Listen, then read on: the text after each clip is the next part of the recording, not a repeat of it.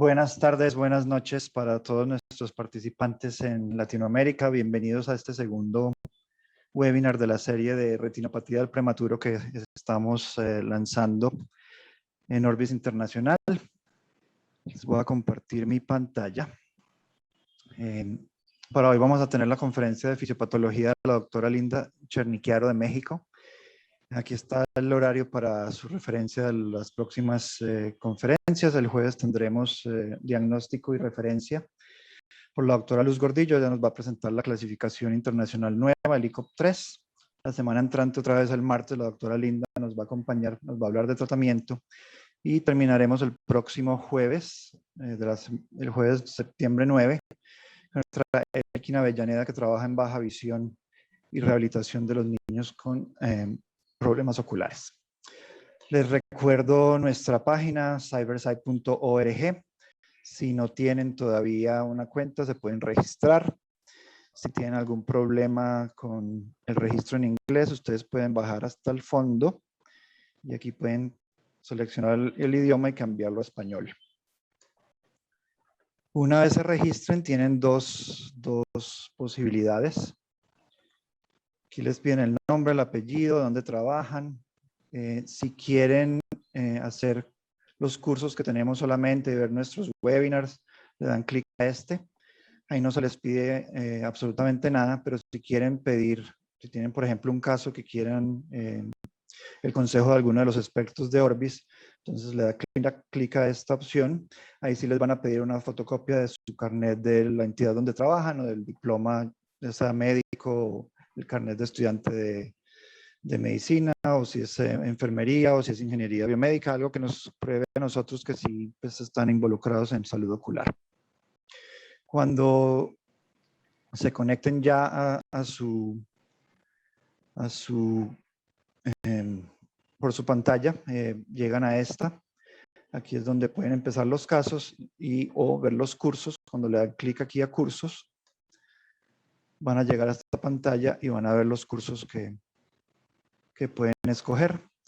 Recuerden que estamos lanzando el curso de retinopatía del prematuro, gracias a la ayuda de la doctora Linda, que nos ayudó a lanzarlo el año pasado en inglés. Todavía no hemos actualizado la clasificación internacional, estamos esperando que lo suban al curso en inglés y después los oftalmólogos del Flanagan Hospital vamos a traducir esa parte y ya lo actualizaremos. Una de las ventajas del curso es que ustedes pueden parar donde quieran y después pueden otra vez recomenzar donde dejar. Bueno, eso era por mi parte. Ahora sí les quiero presentar a la doctora Linda Cherniquiaro. La doctora Linda es oftalmóloga de la Asociación para la Prevención de la Ceguera en Ciudad de México.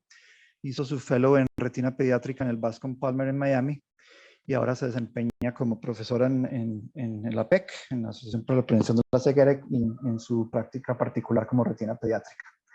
Muchas gracias, doctora Linda. Bienvenida. Ya puede compartir su pantalla y si va a compartir sonido, recuerde darle clic a esa opción. Recuerde que están Hola, ¿qué tal? Hola, ¿qué tal? Mucho gusto. Gracias a todos por estar. Gracias, Antonio. Gracias, Habana. Es un honor estar con Orbis y presentarles parte del trabajo que hicimos muchas personas y hablar de fisiopatología. De pronto, la retinopatía del prematuro se vuelve un tema complejo a entender. Los voy a llevar de la manera en que fue el thinking process, el proceso de pensamiento de cómo creamos el curso, para entenderlo un poquito de manera más dinámica. Gracias por presentarme. Voy a iniciar, Antonio. Entonces, y bueno, no tengo ningún conflicto de interés y hago referencia de que el material que vamos a utilizar ha sido previamente corroborado los derechos de autor por el trabajo que se hizo en esto. Entonces, bien importante. Vamos a algo muy básico. La retina sabemos que es un tejido neural que se encuentra en el polo posterior del ojo y aquí en esta fotografía de campo ultra amplio se puede ver la retina en su totalidad. Podemos ver el centro de la imagen donde se ve el nervio óptico y en su emergencia podemos ver las venas y las arterias que siguiendo mi cursor vean cómo llega hasta la periferia de la retina. Esto es un ojo adulto, pero el punto de entender esto es que podamos comparar que la enfermedad de la retinopatía del prematuro tiene que ver con el desarrollo incompleto de esto. De la manera en que embriológicamente hay crecen los vasos de la retina, sucede que durante el cuarto mes, en este diagrama del lado derecho, el número 4 representa los meses en donde la vasculatura se encuentra, a la altura en la que se encuentra. Es decir, del lado izquierdo al nervio óptico, esto es un ojo izquierdo, podemos ver que los vasos al cuarto mes se encuentran donde está mi cursor, al quinto aquí, al sexto acá, al séptimo y al octavo alcanza la hora serrata. Nasal. La hora serrata es el límite de la retina periférica con el cuerpo ciliar. Entonces, sabemos que en la semana de la 34 a la 36 de gestación es donde encontramos que los vasos sanguíneos llegaron a este lado de la retina.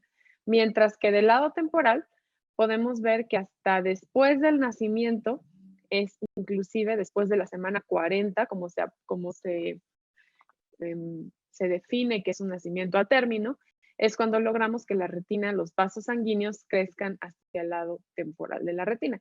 Y en base a este crecimiento centrífugo de la retina es que se han clasificado las zonas de la vascularización que tienen que ver con la clasificación de la retinopatía del prematuro. Pero estamos hablando de que yo hablaré de la fisiopatología. Entonces, lo que quiero hacer énfasis es, como les explicaba que crece del nervio hacia la periferia, entendemos que un paciente muy pequeño, mucho más inmaduro, va a tener una retina que solamente llega a crecer los vasos sanguíneos lo más cercano al nervio óptico. A esto le denominamos zona 1.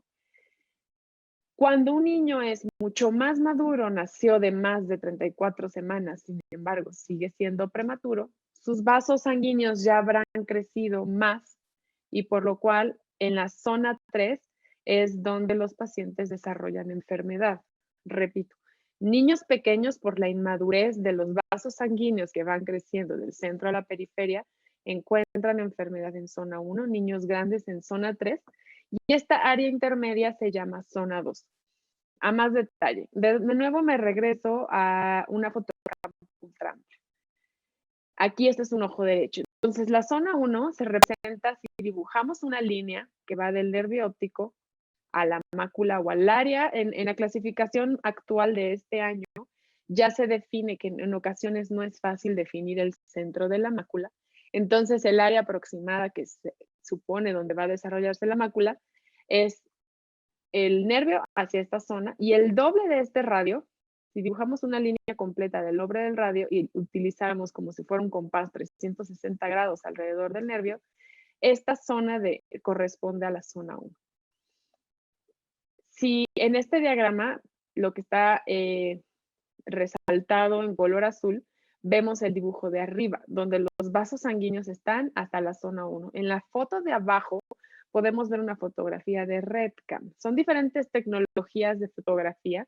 Si me regreso a la fotografía anterior, la fotografía de Optos me permite ver toda la retina en su extensión y la fotografía de RedCam hace varios cuadrantes. Pero como estoy hablando de una zona inmadura, los vasos sanguíneos salen en esta fotografía y donde están las flechas amarillas es donde se detiene la vasculatura. Entonces, esta es una retina muy inmadura que se encuentra en zona 1. La zona 2.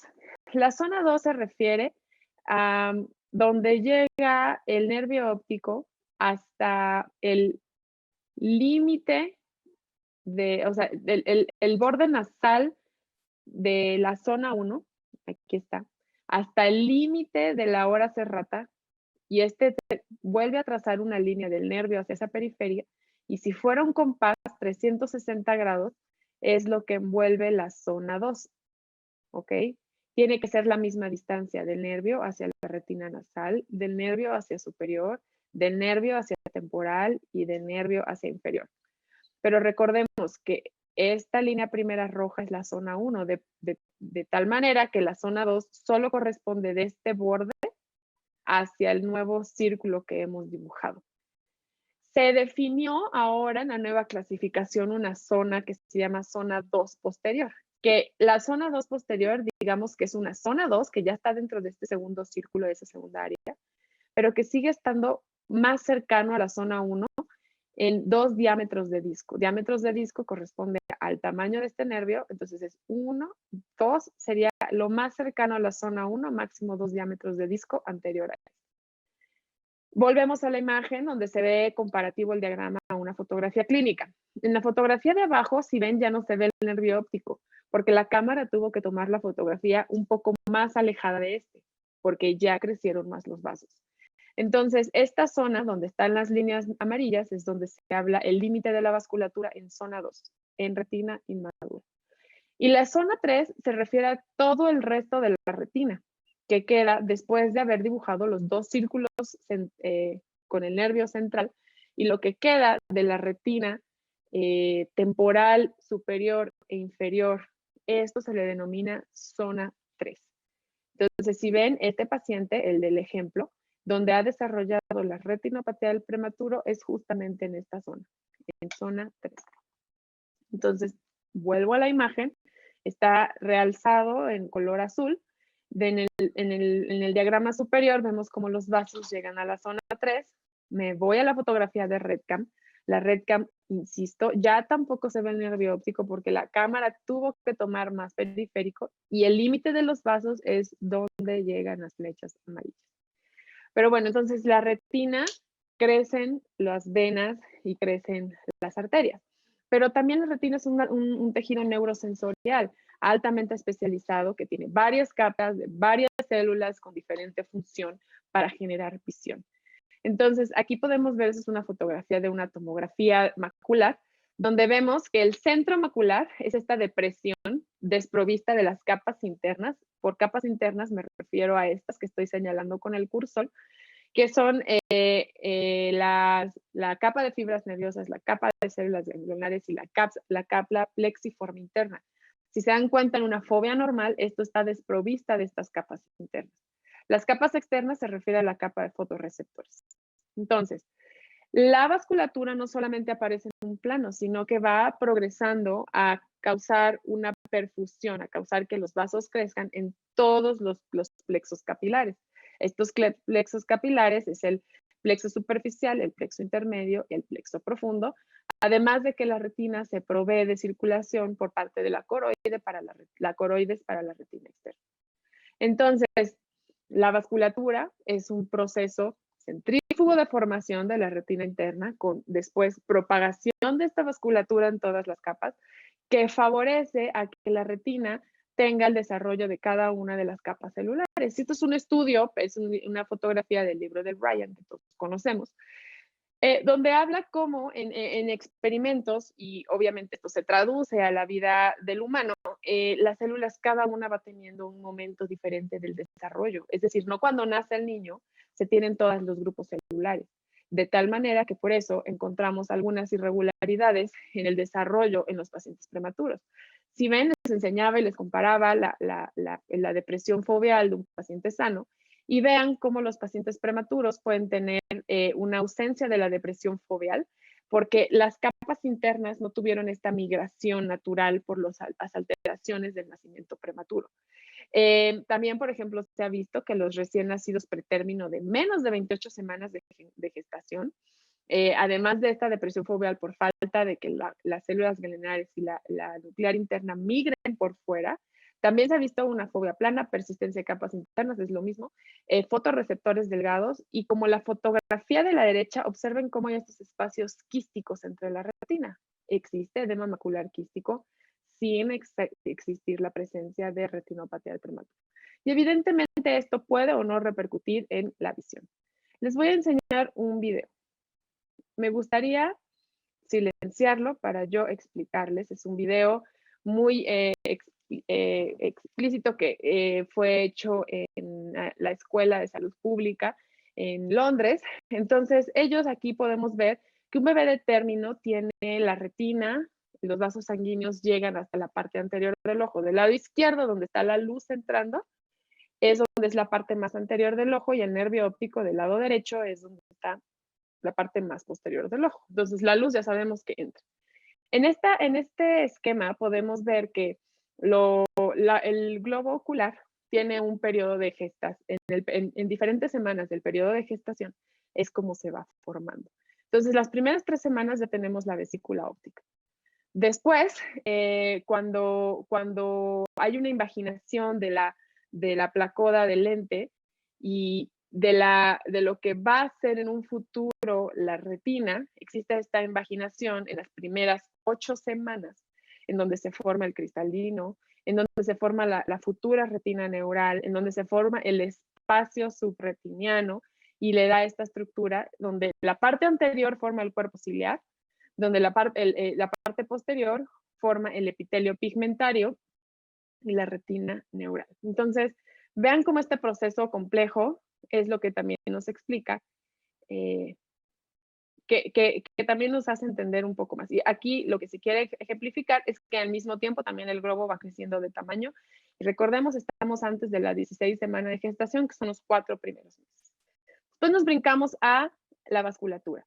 La vasculatura empieza, les mencioné en el primer diagrama, a partir del 4.º mes, las primeras 16 semanas. Y vean cómo paulatinamente, la primera foto de la izquierda es una foto panorámica y la otra es donde se ve el globo ocular en un corte axial, donde podemos ver que gracias a los factores de crecimiento, importante que ese factor de crecimiento endotelial vascular, va habiendo un crecimiento en un paciente sano hasta que llega a la parte anterior, a la periferia, a completar la vasculatura alrededor de la semana 40 o post nacimiento después de la semana 40.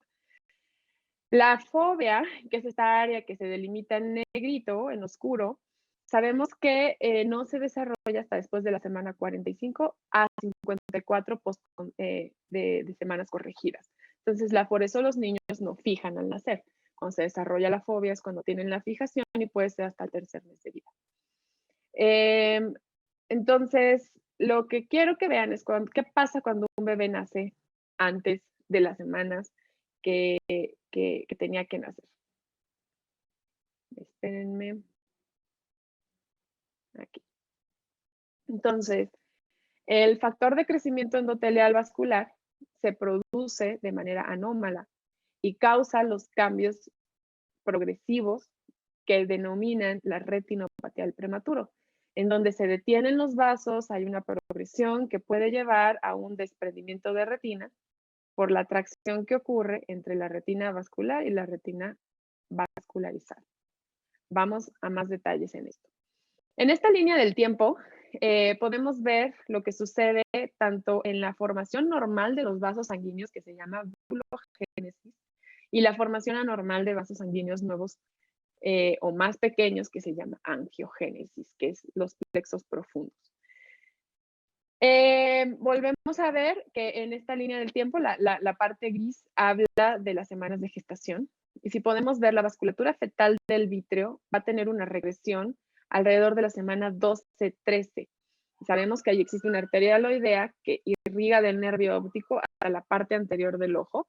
Esto va a proveer de factores de crecimiento al ojo en general y existe una enfermedad que se llama persistencia de la vasculatura fetal cuando no hay la regresión que debería de suceder a la semana 2.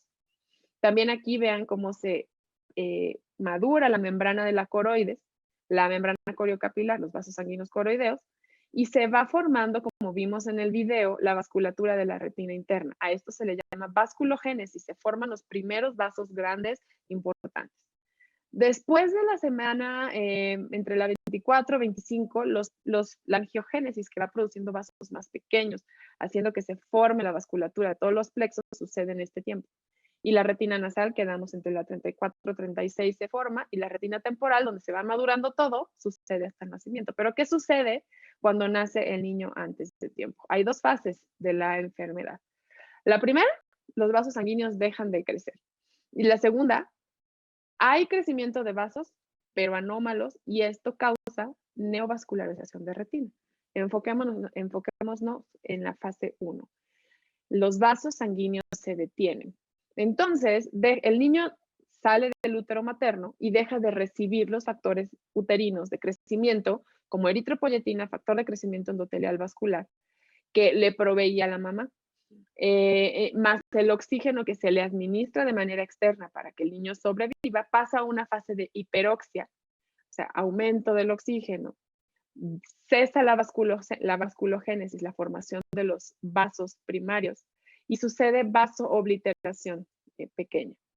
Además, tampoco la madre le provee del factor de crecimiento similar a la insulina y de ácidos grasos poliinsaturados, y entonces entra a una fase donde no le puede, o sea, la falta de todos estos factores hace que la retina no los reciba de suficiente manera. Entonces, aumenta muchísimo la demanda metabólica porque la retina necesitaba seguir creciendo.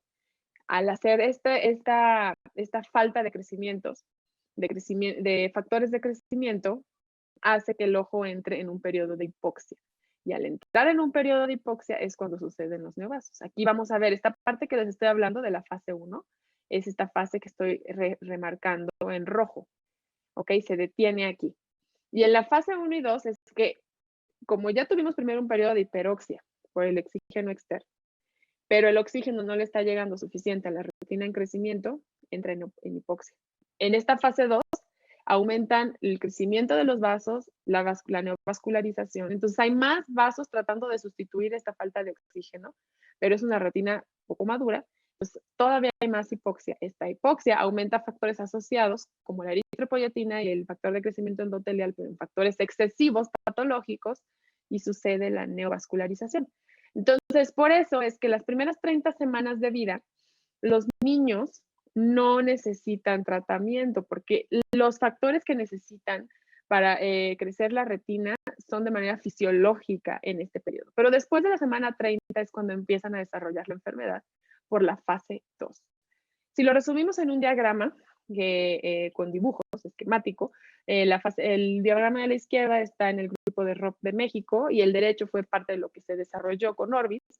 Me voy a enfocar en la parte derecha porque se ven los dibujitos y podemos ver que entonces nace el niño dependiendo del grado de inmadurez. Un niño de 25 semanas, su grado de inmadurez va a ser en zona 1, mientras que un niño que nace a la semana 33 es posible que su retinopatía tenga un grado de inmadurez en la zona 2 o hasta en zona 3. Entonces, nace el pequeño, los factores que se ofrecían en la madre, que es el factor de crecimiento de insulina, el factor de crecimiento endotelial vascular, la eritropoyetina y los ácidos grasos, disminuyen súbitamente. Entonces, aquí es donde las intervenciones tempranas como tratamientos son importantes. Cuando se suplementan con factor de crecimiento, cuando se suplementan con omega 3, cuando se hacen varias estrategias para disminuir que los factores se exacerben de manera patológica, como buen control del oxígeno, como mezcladoras de oxígeno, como mantener una FiO2 baja, saturaciones en promedio 88-94. Son estas estrategias que se pueden hacer para que no haya este periodo de hiperoxia que lleva a hipoxia. Pero si sucede, es porque empezaron a aumentar de manera patológica los factores y ya hacen la neovascularización, entramos a la fase 2 y aquí las intervenciones son de tratamiento. ¿Cómo vamos a disminuir la producción de los factores anómalos? Y esto se basa en el tratamiento, que será la plática que les hablaré después. Entonces se habla del tratamiento tardío, porque ya no fue prevención como en la fase 1, pero el objetivo del tratamiento tiene que ver con disminuir los factores patológicos elevados, que es el factor de crecimiento endotelial vascular, principalmente. Entonces, ¿cuáles son los factores de riesgo para que se pueda desarrollar retinopatía del prematuro? Una, que les mencionaba, si no se controla el oxígeno de manera adecuada por falta de infraestructura, por desconocimiento de los niveles que se deben de manejar, ese es un factor de riesgo. Dos, un paciente con muy bajo paso al nacer es un paciente que hace retinopatía del prematuro. Y aquí les pongo la tabla de la derecha. La Asociación Americana de Pediatría refiere que los pacientes menores de 1.500 gramos son los únicos que se deben de revisar, o un poco más grandes con comorbilidad. Pero si vemos la tabla de la derecha, en varios países alrededor del mundo, los criterios son muy distintos, porque como el primer punto de la regulación de oxígeno y de los cuidados neonatales no se dan abasto por las faltas de recursos, de personal médico, de regulaciones, se tienen que extender un poco más niños más grandes que tienen el riesgo de hacer la enfermedad. Entonces, si se dan cuenta, en los Estados Unidos es a la semana 31, pero en India a la 35, en Kenia a la 34, igual que México, Filipinas a la 35, Rumania a la 32 y Venezuela a la 35. Entonces tenemos niños más grandes. Y también el peso es importante porque según el país, vean cómo hay niños que nacen menor de 2 kilos, 1.500, esto es lo que dice la americana, 1.750 como Kenia y como México, Filipinas 2 kilos y Venezuela 1.750. Entonces estamos hablando de que los factores de riesgo, como pongo en el subtítulo, varía de la terapia intensiva, de la ciudad y del país. Entonces, en una misma ciudad grande podemos tener diferentes terapias intensivas con diferente fisiopatología y factores de riesgo por muchos motivos, por lo cual esta tabla realmente debe de individualizarse a cada terapia intensiva. Si cada que se revisa un paciente en una terapia intensiva se encuentran estadios avanzados, quiere decir que aplicar los criterios nacionales a esa terapia intensiva no son suficientes. Y definitivamente como oftalmólogos es difícil intervenir de manera primaria como prevención. Es ahí donde entran los neonatólogos, las enfermeras, todo el equipo que hacen posible que esto funcione, que los bebés sobrevivan. Y nosotros, como oftalmólogos, nuestra prevención secundaria debe ser enfocarnos a diagnosticar más temprano, a reducir estos tiempos de espera, a reducir el peso en el que se deben de revisar los niños, a revisarlos un poco antes de tiempo. Hay otros factores, los factores genéticos, sabemos que puede ser la raza, podemos tener alteraciones en la señalización del Wnt, donde estos son diferentes genes, el FZD4, el RP5, el NDP, que son diferentes, son factores que causan la formación de vasculogénesis. Entonces hay algunas enfermedades que se llaman vitreoretinopatía exudativa familiar, que se confunden con retinopatía del prematuro, pero también la ROP se ha visto que es más propenso a una persona que tiene ciertas alteraciones genéticas particulares. Eso está en estudio. Que ganen poco peso al nacer, los niveles de factor endotelial por diferentes motivos que estén elevados, anemia, la suplementación con eritropoyetina, los ácidos grasos poliinsaturados y los niveles de insulina, como lo mencioné. Entonces, como ven, les estaba explicando que los factores de riesgo para la enfermedad dependen de cada lugar. También esto ha cambiado a través de la historia. Sabemos que ha habido varias epidemias de retinopatía del prematuro. Entonces, entre 1940 y 1950, que fue cuando realmente se empezó a definir lo que era la retinopatía del prematuro, una membrana retrolental que aparecía en los niños pretérmino, pues ahí no se sabía bien que el oxígeno tenía tanto que ver, entonces el oxígeno era el factor más importante de riesgo. Estos niños morían muy chiquitos y los niños que estaban un poco más grandes sobrevivían, entonces ellos tenían niños más grandes con retinopatía del prematuro. ¿Qué pasa en la segunda epidemia? Ellos empiezan a tener niños más pequeños sobreviviendo, niños de menor peso, de menor edad, el oxígeno se empieza a controlar alrededor de los 60, 70, se empieza a hacerse un énfasis en el control del oxígeno, se empiezan a morir menos los niños muy chiquitos, se mueren mucho menos los niños un poco más grandes, y en los 80 al presente el problema es que ahora sobreviven niños muy pequeños. El oxígeno en países desarrollados no es el problema, pero en nuestra comunidad latinoamericana, en Asia, en África, sigue habiendo retinopatía en niños más grandes por lo que les estamos diciendo. Entonces vean cómo ha cambiado históricamente. ¿Y cómo es que podemos intervenir en la formación en la reducción de retinopatía del prematuro? Es controlando el oxígeno, las infecciones, la nutrición, la temperatura, varias estrategias que lo que van a hacer es que mejoran la calidad de la terapia intensiva y, como les decía, además modificar los criterios de cuándo revisar por primera vez según la localidad. Esta es una tabla que resume lo que se hace en la Academia Americana de Pediatría por regulaciones de cada país. Entonces creo que esta tabla todo el mundo debería tenerlo en su celular, en su material de uso común. Si son neonatólogos, si son oftalmólogos, esto se debe tener, donde la tabla aquí se habla de si nació de tantas semanas, cuándo es que se debe revisar. Aquí se habla de las semanas de vida extrauterina, a qué momento de edades corregidas y cuántas semanas de vida extrauterina. Entonces esto varía dependiendo del tiempo en que nace. Y por último, bueno, no es por último, pero el último punto que voy a tocar es sobre cómo es progresiva la enfermedad. La retinopatía del prematuro es, a diferencia de muchas otras enfermedades, una enfermedad To identify the progresiva. best points to intervene and treat disease, Entonces, we need to understand. aquí estamos hablando de todos los factores que hay que hacer, todo lo que nosotros debemos de considerar. Estos videos considero que son muy importantes que ustedes los tengan a la mano. Eso seguramente Orbis hará que sea posible. Pero aquí podemos ver. Entonces, el estadio 1 sucede cuando se detiene el crecimiento vascular y entre la retina vascularizada y la retina avascular empieza a haber una línea que se llama línea de demarcación. Cuando esta línea de demarcación empieza a ser un poco más elevada, que se llama ridge en inglés o cresta en español, a esto se le llama el retinopatía del prematuro estadio 2. Y también puede haber presencia de popcorns, que son palomitas de maíz, que son los puntos donde va a haber nuevo crecimiento de vasos sanguíneos. Cuando a esta cresta crece hasta el vítreo y se empieza a producir neovascularización que crece al vítreo, que ahora en la nueva clasificación del ICROP3, podemos ver que también sabemos que existe neovascularización plana.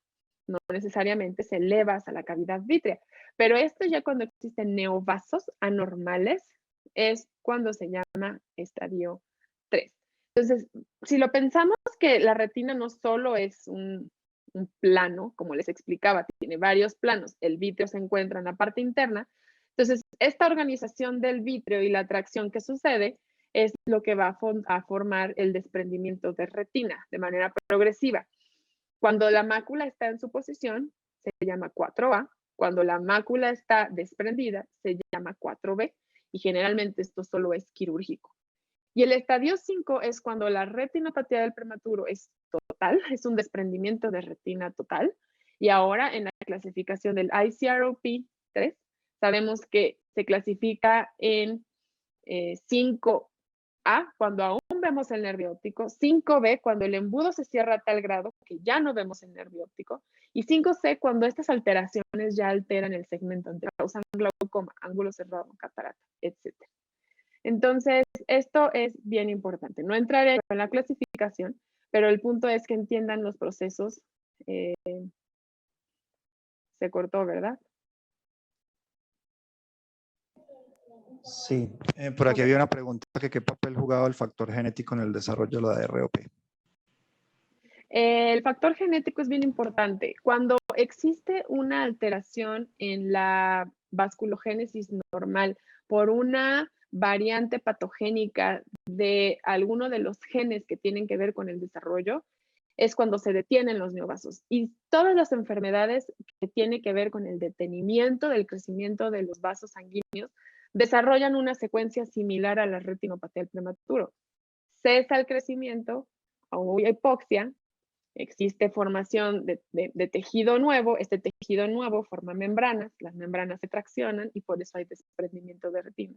Entonces, existe una enfermedad que se llama vitreoretinopatía exudativa familiar, que se sabe que el 50% se causa por 5 genes alterados, NDP, FZ, TSPAN, el FNZ, el del Frizzle cell, y el NDP, la proteína del nori, y el ZNF240. Entonces, son 5 genes y existe un intermedio de pacientes que tienen enfermedad de la retina, que fueron prematuros, que tienen hallazgos distintos a una retinopatía clásica, pero no son suficientemente grandes para hacer solo un FIVER, que se llama en este intermedio ROPER, pero se sabe que estos niños tienen mutaciones genéticas.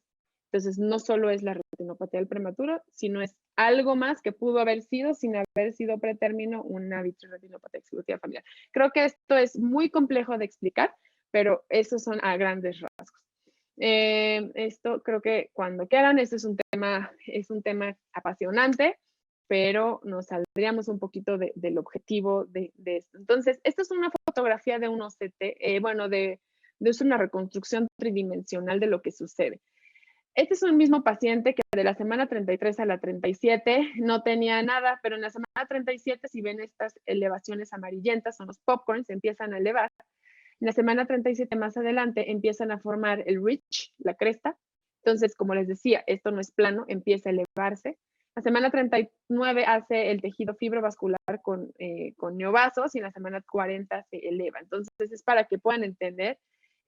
También esta es una fotografía de la nueva publicación del ICROP, donde podemos ver en la fotografía de hasta arriba, las dos pares son del mismo caso, del mismo momento, donde el lado derecho solo hay una línea de demarcación, que es la retinopatía del prematuro grado 1, y del lado izquierdo un OCT, donde esta zona realmente no se ve elevado.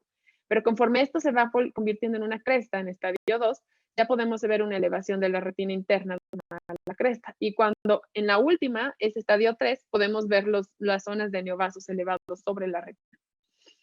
Entonces, bueno, hablábamos de la retina inmadura, que recuerden que no hay retinopatía del prematuro, donde nada más es el detenimiento de los vasos sanguíneos en diferentes lugares del ojo. Y en el estadio 1, aquí es comparativo. Es una foto de Optos donde vemos donde hay una línea franca. Vean la diferencia, aquí no hay una línea, solamente los vasos dejaron de crecer. La línea 1 es donde ya hay una línea franca, que si se compara por OCT, solamente es el detenimiento de los vasos sanguíneos. En el estadio 2 ya existe esta elevación de la cresta y se ve por OCT. Esta es una angiografía con fluoresceína donde se pone el colorante, aparenta jugar como si fueran neovasos, pero esto es parte de lo nuevo que se está tratando de impulsar en el ICROP, que la angiografía nos habla de cuando la neovascularización es plana, no necesariamente creciendo hacia el vítreo. Pero aquí estamos hablando de que es un ejemplo de cómo los neovasos en zona 2 posterior 1 ya están creciendo hacia el vítreo y podemos correlacionarlo como se ve en el OCT. Esta es la angiografía donde si hay neovasos corresponden con la clínica. Este es otro ejemplo de la neovascularización en la cresta, donde también es una zona 1.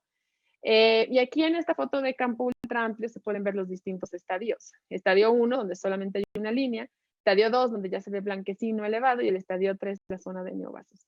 Y los vasos sanguíneos es el último punto, eso lo tocaría al final. El 4A es cuando ya empieza a haber una elevación de la retina francamente, no solamente es el tejido fibrovascular elevado, sino ya está desplazando la retina hacia arriba, sin involucro de la mácula, y aquí este tejido sigue traccionando, ya desprende la mácula, y aquí está cuando esta retina en embudo, porque acuérdense que la retina es circunferencial, donde se detienen los vasos, entonces todo se empieza a levantar. Si se ve el nervio óptico, 5A. Si se cierra más el embudo, 5B. Y si los cambios causan alteraciones del segmento, 5C. Y estas son otras alteraciones, bueno, otro tipo de desprendimientos de retina, que el objetivo es que a largo plazo nunca tengamos que más ver estos desprendimientos. Aquí también esta es una fotografía del ICROP y ver cómo es la historia natural de un paciente sin tratamiento. Entonces, lo más importante es, la retinopatía del prematuro progresa del 1 al 2, al 3, al 4 y al 5. No de un día para otro está en el 5. Significa que nadie lo vio, si está en 5, que cuando estaba en 1, 2, 3 o 4. Cuando está en 4, nadie lo vio en el 1, 2, 3. Y a esto vuelvo al tema de acortar los tiempos de exploración según la unidad donde se está cuidando. Y lo último es, los vasos sanguíneos, en donde llega la línea de demarcación, empieza a haber aumento y flujo y más aumento de la presión vascular y venosa y del retorno. Entonces, conforme la enfermedad es más avanzada, la hipoxia es más severa, los vasos sanguíneos en este lugar donde se detuvieron y forman la cresta, empiezan a ser tortuosos por el flujo que existe. Entonces, hay poca tortuosidad hasta el espectro del lado derecho, donde es la enfermedad plus. Y sabemos que ahora, mientras estamos evidenciando que hay una progresión de la tortuosidad, es cuando se decide el tratamiento. Entonces, vean, la retinopatía del prematuro típica, estadio 3, zona 2, enfermedad plus. Aquí parece la fotografía que es zona 3, pero en realidad la zona nasal no ha llegado. Pero, ¿qué pasa en los países en desarrollo? Tenemos retinopatías o modificadas por oxígeno, o lo que actualmente en el ICROP se llama Aggressive Retinopathy of Prematurity, se dejó de llamar agresiva posterior, porque sabemos que en el país desarrollado existe solo en las retinas muy inmaduras, en niños muy pequeños. En los países en desarrollo tenemos estos cambios por la falta del control y sucede de manera muy agresiva, y esto es lo que hay que evitar. Entonces, espero que esto haya sido suficiente. Estoy abierta a las preguntas. Muchas gracias. Excelente exposición, Linda, increíble las imágenes y los videos. Sí teníamos muchas preguntas, pero son más acerca de la clasificación y del tratamiento, entonces las voy a guardar como para los próximos seminarios que vamos a resolver precisamente eso. Y les recuerdo a nuestros participantes que este jueves la doctora Luz Gordillo nos va a hablar del diagnóstico, la nueva clasificación del ICOP-3. Y la próxima semana la doctora Linda nos va a hablar del tratamiento. Esas preguntas que tenemos son más pertinentes a ello. A ver, creo que por aquí llegó una o no. Nos están agradeciendo. Muchas gracias a todos los que asistieron, los que nos han estado acompañando. Y bueno, nos veremos el jueves a la misma hora, 6 p.m. hora de Colombia. Y el próximo martes la doctora Linda nos vuelve a acompañar. Nos va a hablar del tratamiento de ROP. No sé si tengas algún otro comentario. No, espero haberles hecho algo muy complicado, lo más digerible posible con todos estos esquemas, porque de pronto es complicado. Excelente, estuvo buenísimo y las imágenes increíbles. Muchas gracias, espero que se conecten a todo lo que sigue. Esto es un gran trabajo, Orbis, Antonio, Alana, Claire, toda la gente detrás de esto no se imaginan. Entonces difundan la voz, corran la voz y nos vemos en el resto del seminario.